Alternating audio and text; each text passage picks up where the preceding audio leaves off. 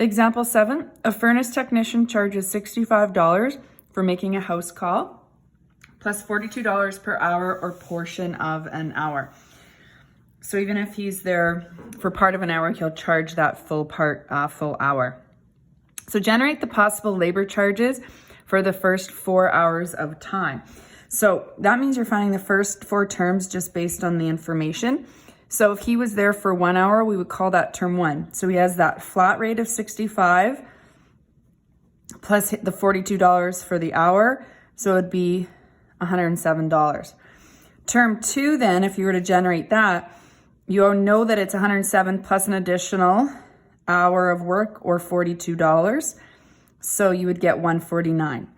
So then term 3, your starting amount is 149 at the end of 2 hours, and you would have 42, so for 191, and then our final 4th hour would be your, after 3 hours you've paid 191, add your 42, and you've got that. So you can see that you're adding 42 every time. So that means that the common difference is 42.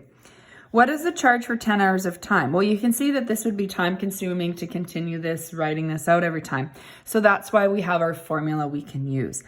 So Tn is equal to term 1 plus n minus 1 times the common difference. Remember, we were talking about this, that the common difference is 42.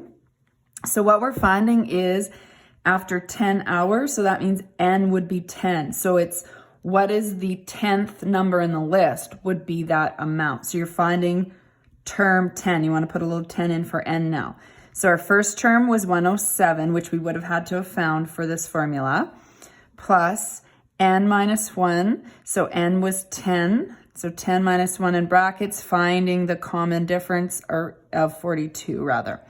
Or we know the common difference, I should say. So let's evaluate that. So term 10 be 107 plus 10 minus 1 is 9.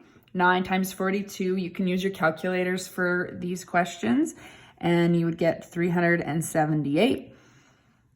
Term 10, adding that would be 485. So again, because it's a word problem, we want to write a sentence.